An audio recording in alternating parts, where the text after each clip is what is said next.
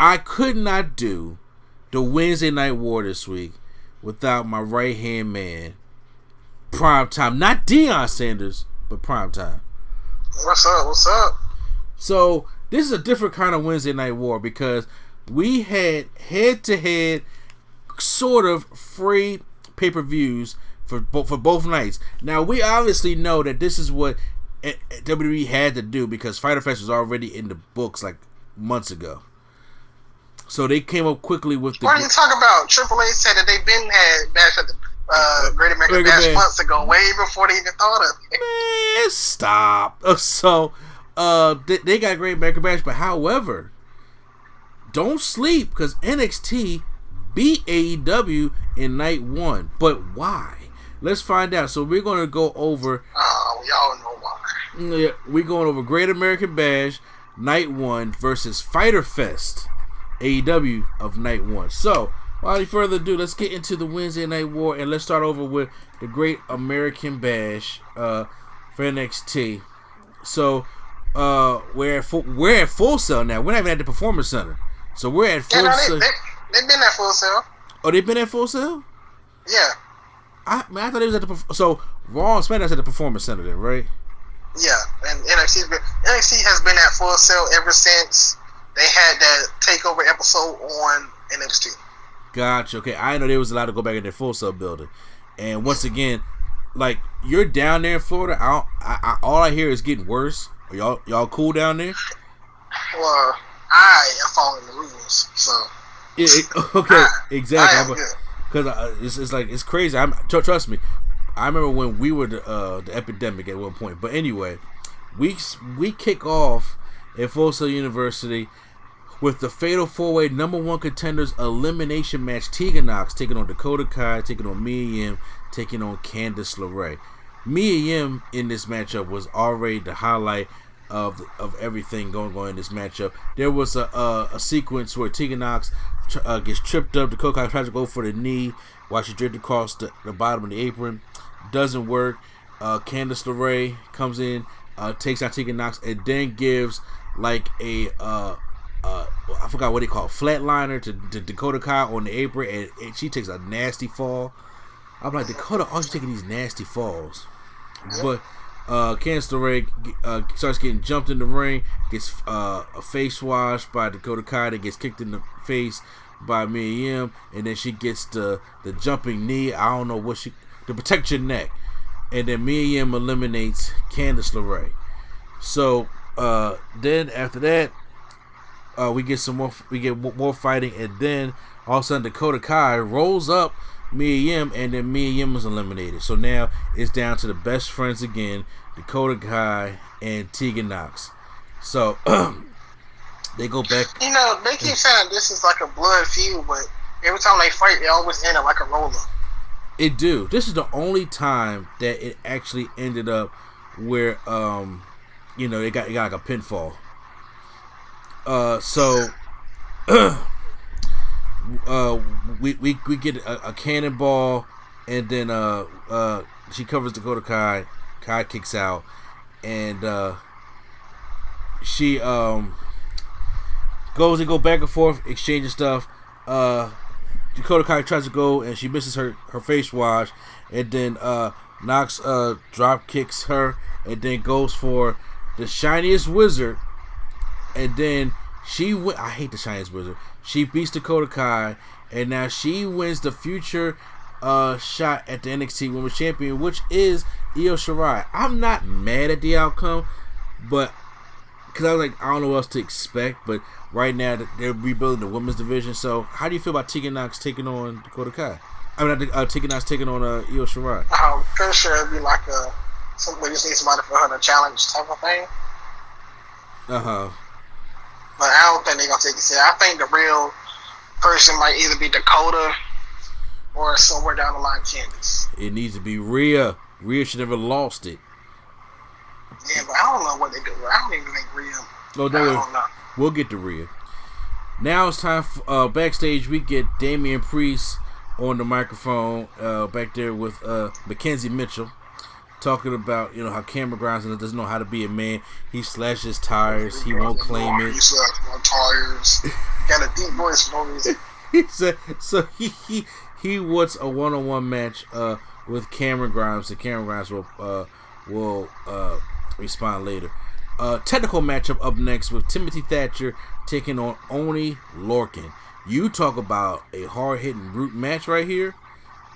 Because when Oni Lorcan first came in, I was like, oh, he's a jobber to the stars. Because I didn't know about Oni Lorcan before he came in NXT and how good he was. And then he would just put on some damn good matches. And this one is no exception. And I like the stuff they were doing with Timothy Thatcher. Like I said, he's really been getting big ever since the Matt Riddle cage fight that he had. He reverses the crab and takes Lorcan down. And puts a knee in him and puts him in the Fujiwara armbar and pulls armbar, and then Lorcan taps out, and then after the match he holds on to his arm, kind of like what he does in his whole fight videos, training videos that he does. I thought it was good. What you think? I mean, it's all right. I mean, nothing. I mean, it was a hard-hitting match with nothing special. I do understand that. I mean, but like I said, I did enjoy it. And like I said, I'm liking the build of Timothy Thatcher. Then we get a little promo package about Karrion Kross and coming after the champion of the winner take all, whether it be Keith Lee or whether it be Adam Cole. So that should be interesting. And then we get the 2-on-1 handicap match: Robert Stone and Aaliyah from the Robert Stone brand. Mark Mero. You see, versus Rhea Ripley. For those who don't understand, Mark Mero with the scooters. He ain't come out with the scooters. Yeah. That was Mark Mero. Oh, he was like, if y'all remember Mark Mero from 1998, I'm not talking about Jimmy B. Bad Mark Mero where he like Little Richard. I'm talking about Mark Mero from when he was Sable. He had the little boxing trousers on and his hands taped up. That's what Robert Stone looked like. And I was like, well, maybe if he was Robbie E, you would fit that better, but you lost a lot of muscle. Like, what happened to the whole Robbie E thing? They told him to drop the steroids, I guess. Yeah. You said that? Yeah, so, obviously... You seen Rob Terry.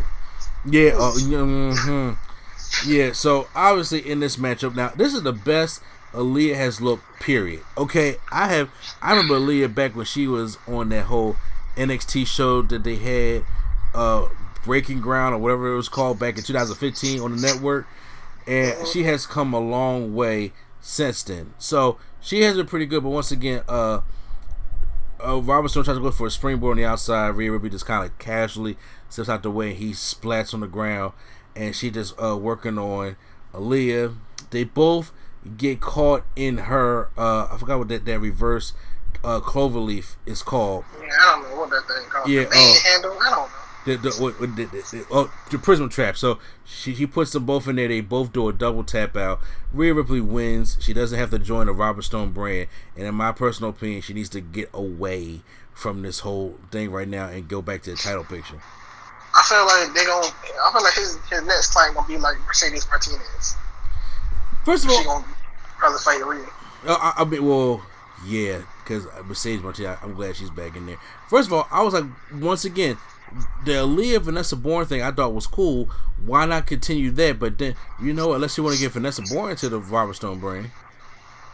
I don't even know. Is she still with the company? I don't even know. But the thing is, no disrespect to Aaliyah, she's getting better. But from Chelsea Green, it's a drop down. Well, I mean, since she fired him, she has not been on the show.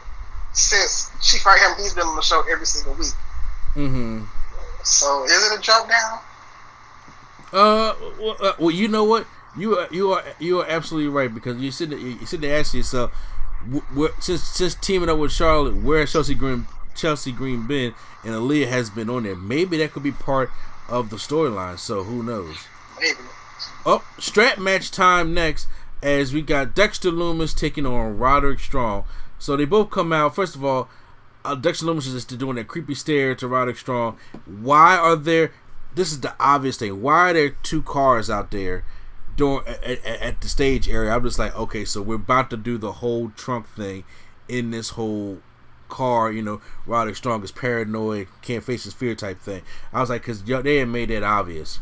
So the match is pretty good. They're going back and forth. They take it up to the stage, and then of course Dexter Lumis puts his eyes on the truck, and then opens up the truck to try to put Roderick Strong back in there.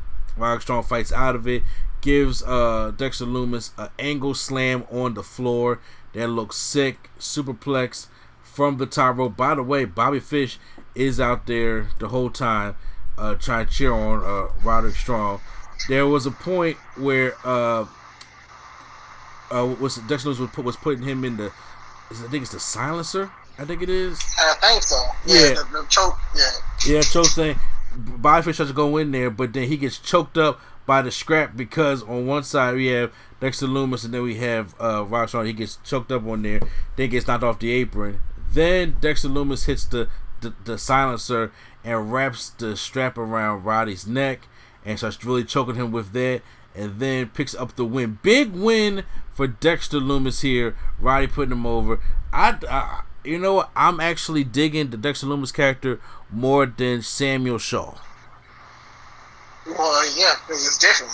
Yeah, I mean, well, it is. But I'm just saying, but because Samuel Shaw I thought it was a decent guy, a wrestler over in Impact, but this one he gets to shine more. I feel as though, and this was like one of his best matches. So I liked it. I liked the strap match I did. That was the first NXT strap match they ever had. Yeah, it was pretty solid. Yeah. When it comes backstage, John Gargano is walking backstage and he hears he's on the interview. He hears that his wife is back there jawing with Mia Yim, and they go over and then they are fighting backstage, and then Swerve Scott is back there. And first of all, it was Velveteen Dream. I should have known better, but it was Swerve back there, and he was trying to break them up. And then was that Shawn Michaels back there also? Probably, but do you think they got to do a check on everybody now? Yeah. Every urban person, like, all right, so let's see. Let me just make sure. What have you done in the past 5 years? Yes. Okay, all right. You're good to go. You're the close one that resembles Velveteen. So, yeah, go out there and do this. So now, next week, on night 2, we're going to have Mia Yim taking on Candice LeRae in the street fight. So these women are doing double duty. Yeah, so it's official. Candice is going to die, right? No, because Candice going to do some crazy, or no, depending on, because they're not going to have that Moxley and Cage match on the Fyter Fest. We'll get to that when we get to AEW, but she's not going to do the whole thumbtacks in the mouth super kick thing. We're not getting that. What if she does the shoe with the thumbtacks on it, and she does the soul food? That would be drawing. And I mean, she'll take it, but no. But I don't think this will get that deep, because I don't think Triple H is gonna want to get that deep. But however, I would like to see something vicious from them, because Mia Yim is good at street fights also. Yeah, she's straight hood. The same thing they do was jump from the top rope to the floor. Yeah. Now we get we're in the ring, and then we got the Cruiserweight champion Santos Escobar, Raul Mendoza and Joaquin Wilde in the ring. He talks about how the Lucha Libre culture used to rule the ring. It used to be something. Heroes are role models, and then but all that has. Is this when the crowd started chanting that was Lucha or something about Lucha? Yeah, that is Lucha. Yeah. So.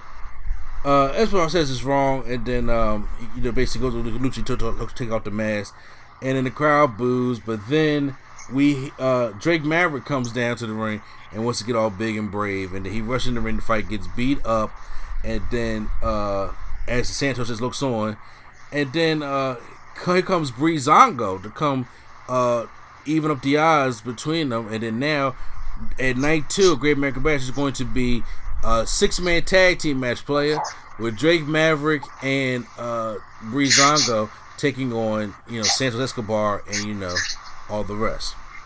So basically, they got a free win. Yeah. Because there's no, I don't know. I thought when they first put them together, I thought it was gonna be like a good tag team that mixed together.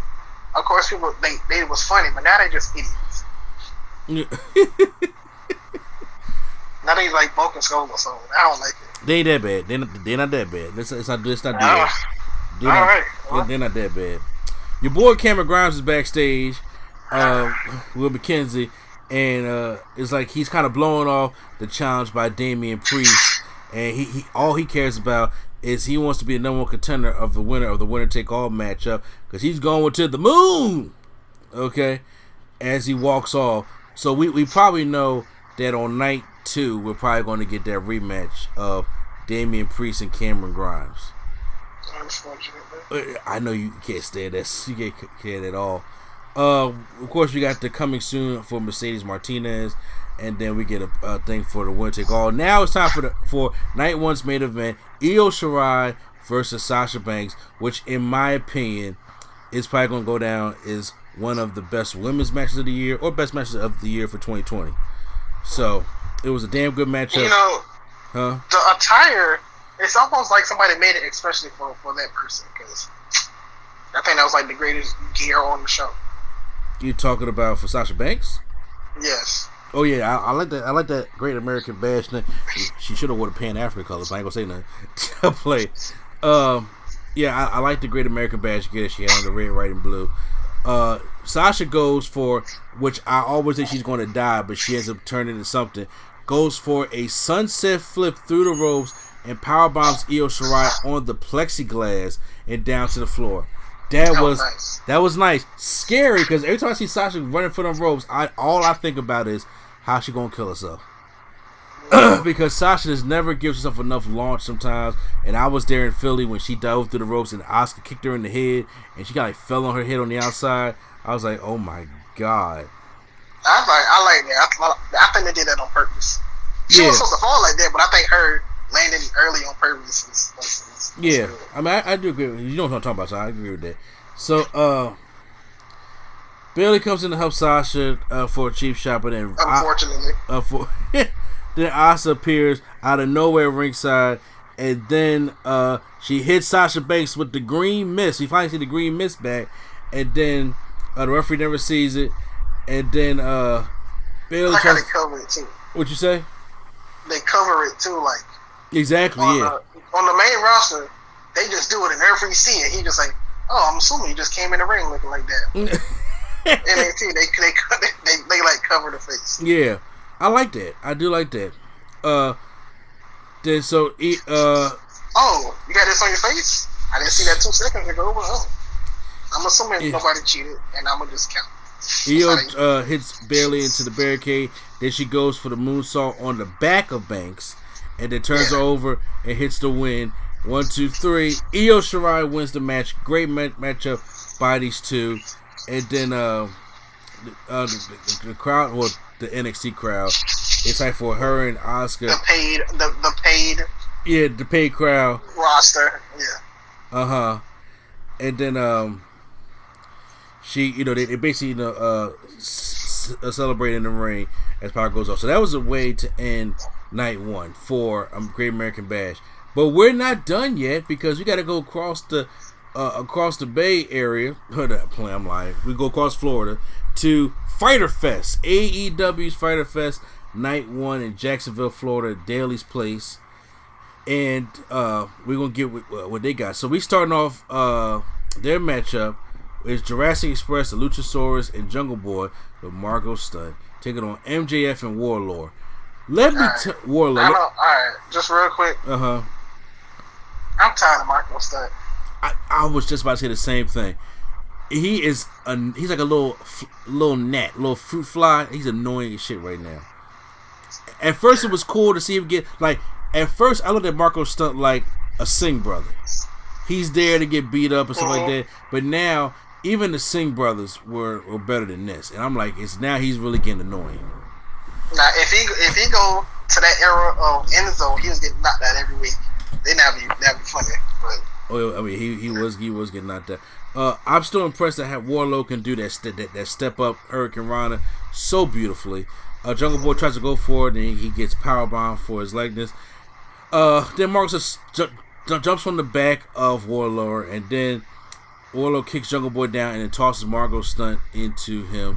MJF gets out the Ring of Honor and then tries to go and hit Luchasaurus, but then stops right before he hit Warlow. Then they get pushed in before. I forgot to mention before the ring thing. They had a whole sequence of stuff that was an indie sequence. I wasn't mad at it, but sometimes like I don't like how Luchasaurus he jumps up and he like gives him a sit down power bomb, but he jumps right back up and super kicks him. It falls down. I'm just like, okay. I thought you told the other sequence. Oh no, okay. Well then they both do the kip up. I know about the kip up, and then when Warlord and Luchasaurus on the back, and Jungle Boy runs across the back and give MJF a Canadian Destroyer. He said, "It's a Super Canadian Destroyer. Happy Canada Day." Jericho's great on commentary. Yeah, and I Jericho was like a Canadian picnic table as a kid. With a Canadian, Jericho is great on commentary. But then as he goes for the ring out, he goes to try to hit him, and then Luchasaurus pushes him into Warlord, so he actually hits him with the ring, and then so he's now dazed, and then Jungle Boy hits this kind of nice kind of like springboard DDT, kind of like a springboard reverse kind of DDT, and then Luchasaurus goes for the choke slam. They win the matchup. Good opener. I like the opener. Yeah, Jericho was like he was on fire all night.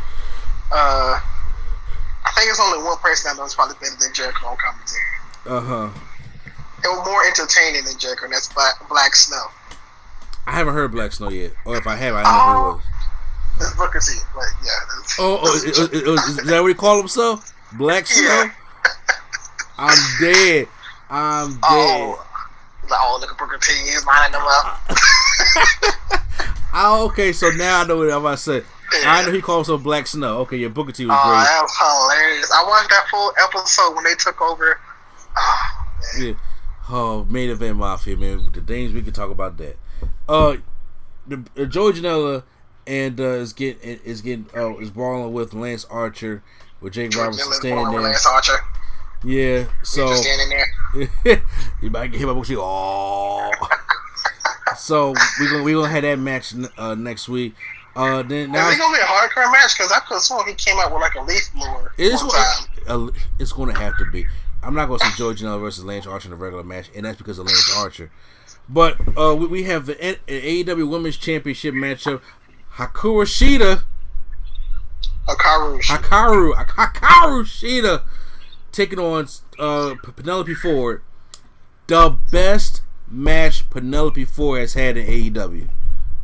Yeah, especially best for one, she don't get that many opportunities, and her timings be off.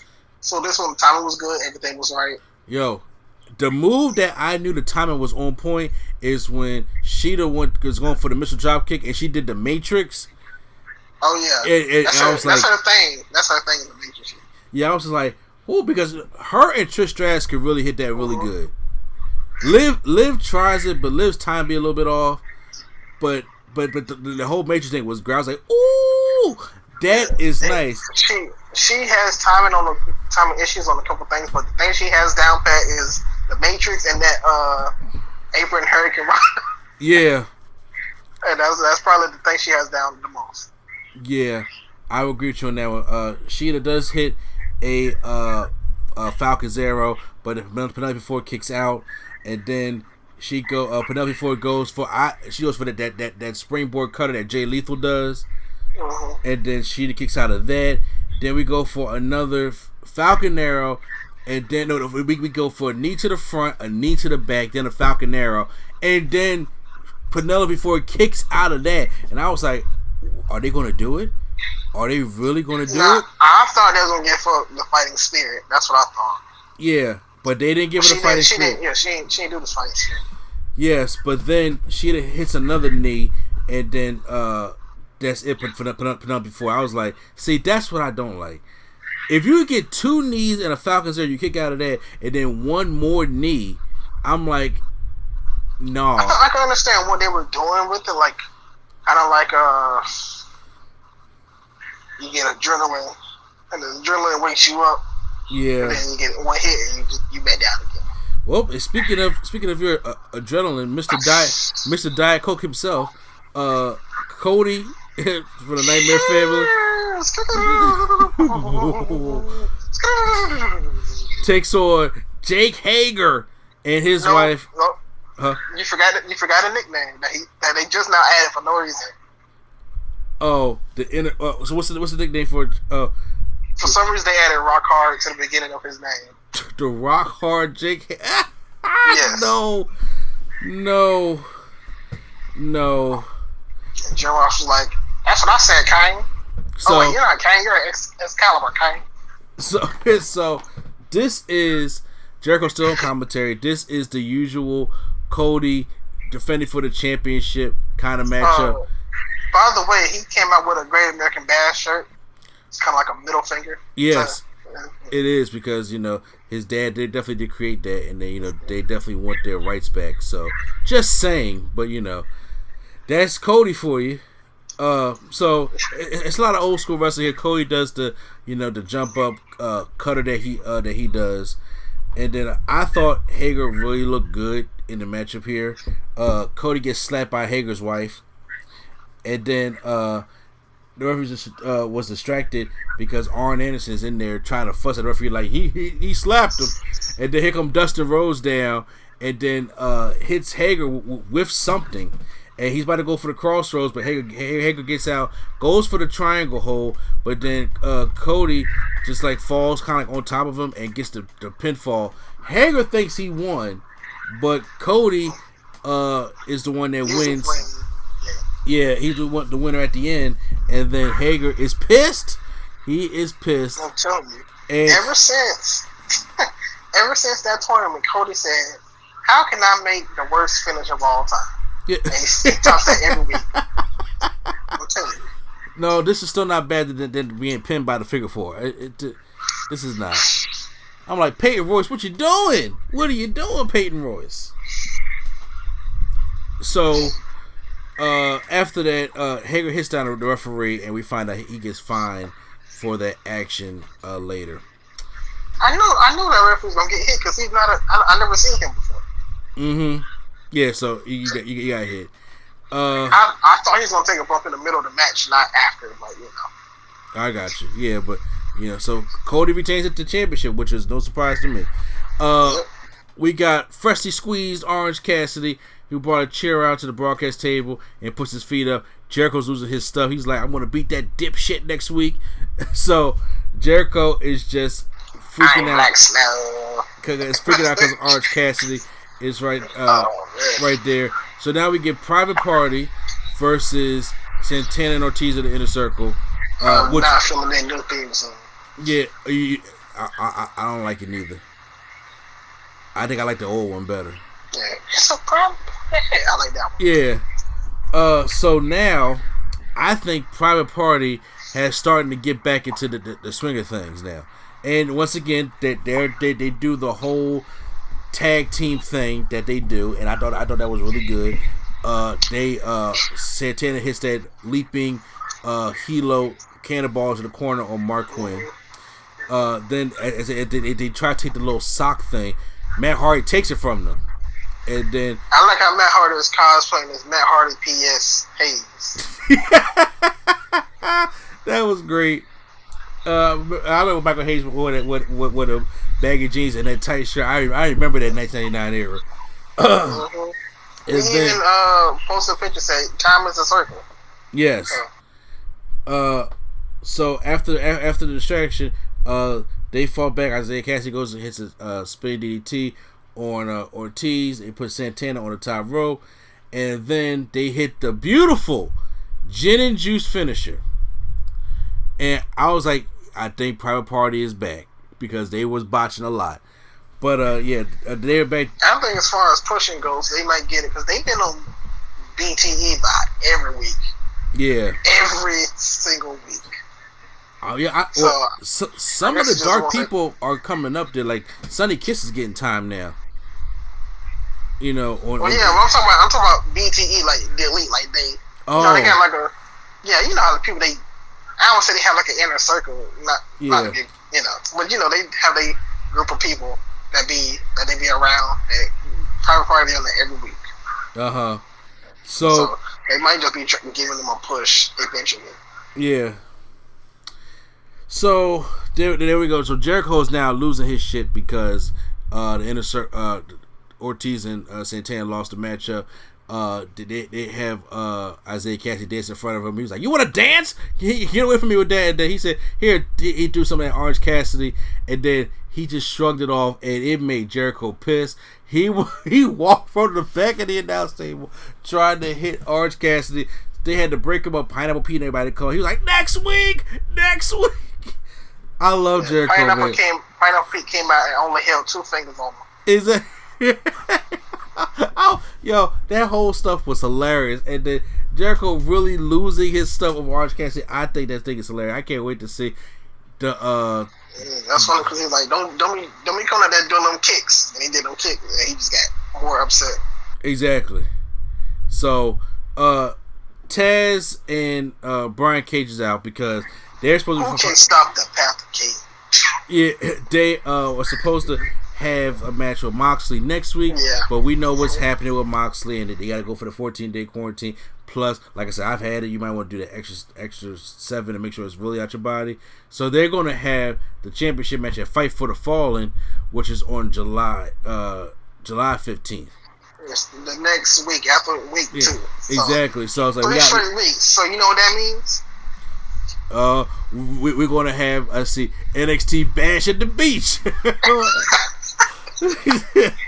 going to have NXT Bash at the Beach on July 15th. That's what's going to happen. Yep. So like Oscar and Io versus Bailey and Sasha. Yeah, it's gonna be so crazy. Well, we don't know what they're doing over there at that sloppy shop. So it's time for the main event of night 1 for the AEW World Tag Team Championships, and we have the Best Friends taking on Kenny Omega and Hangman Page. I know you love that entrance. No, the Best Friends drive up in this fucking minivan. Trent's mom is bringing them in, and they come out all. So I'm like, I hate the Best. I so hate it. And then he's trying to get his mean mug on. She's like, "Come here, I need a kiss." I'm like, fuck it all. Yeah, everybody on social media was like, "Yeah, I kind of dig it." I was like, no, because I'm not digging that. Kind of miss. I'm not digging Best Friends. So look, FTR is out there in lawn chairs. And I'm saying, even if I did though, like if Orange Cassidy would have came out like that, I would not have liked it. So it's just that entrance. You're right. FTR is out there, and they still think they dropped the ball without calling them top guys. But I agree with you on that one. And they're out there drinking beer with gum. I'm like, that's gross. But okay, and they said the winner of this match will face Private Party next week. Is that what Jim Ross said? He probably. I try to talk him out. Yeah. Oh my God, you ain't gonna get this man a chance at all. Hangman escaped as Trent was trying to go for a sunset flip and hits his old finisher on him. He didn't really get all of it, but so I can understand why he kicked out. And then he goes for the buckshot lariat on Trent, takes Trent down, beats the Best Friends as they should have. And then after the matchup, FTR comes into the ring and gives both of them beers, Hangman and Kenny Omega. Now, we all know Kenny Omega don't drink, so Hangman drinking his beer, and Kenny Omega's acting like he's going to drink it, then pours it out. FTR I'm going to drink a big glass of milk. So, that's what he should have did. He already, if he knows, even in the storyline, he knows that he doesn't do that. Why even give it to him in the first place? Exactly. I don't get it because they knew he was gonna pour it out. So now they get all mad. Then the Young Bucks come down there and try to break everything up. It looks like Hangman's getting Kenny Omega face like, why'd you waste all that good beer? And then so that sound like that's on him. That sound like a reason. So there you have it. Because next week we're going to get that huge 8-man tag, which I think is going to be incredible. So it depends on how good the Butcher and Blade do. But yeah, you're right. So here we go. Who wins for night 1 of Great American Bash vs. Fyter Fest? I might start with you, Brian. I'm giving it to NXT this week. I am giving it to NXT this week too. I think part 1 of the Great American Bash, which was not in the plan months ago, Triple H, was better than Fyter Fest part 1. What are you talking about? They had that and Bash at the Beach all 3 weeks in a row. What are you talking about? Weeks in a row. I'm telling you, it's happening. If they had Bash at the Beach, bro, I'm telling you, I'm dying. I'm dying laughing. Like, I called that joint. So Oh yeah, I'm giving it to NXT. I think NXT had a more complete show, and also NXT helped build to things for next week. Which I think AEW have more of the production, like the presentation of this is a pay-per-view on TV type of thing. But yeah, they didn't. They had a couple good matches, but like the best friends match didn't really do good, and the Hager match didn't really do good. It was a usual Cody type thing. But yeah, I think NXT really delivered. I think their main event was a little bit better. Oh yeah, with Io and Sasha. So probably was one of the best matches throughout the whole week. Exactly. So I'm curious to see how they're going to do, because night one, because I can't. Keith Lee and Adam Cole going to be awesome. Okay, so and they beat him in the ratings. So that was the Wednesday Night War, guys. So you can post down below who you guys thought won between Great American Bash or Fyter Fest, and we're going to gear up and get ready for night 2. And this time I think what I want to do, Prime, is instead of waiting until the podcast comes out like it usually does and then wait a whole another week, I want to see if you watch Wednesday Night War on Wednesday. I want to do the review either that night or Thursday morning kind of thing. Yeah, that's cool with me. Yeah, because I want to try to get that out and kind of like my Raw and SmackDown reviews.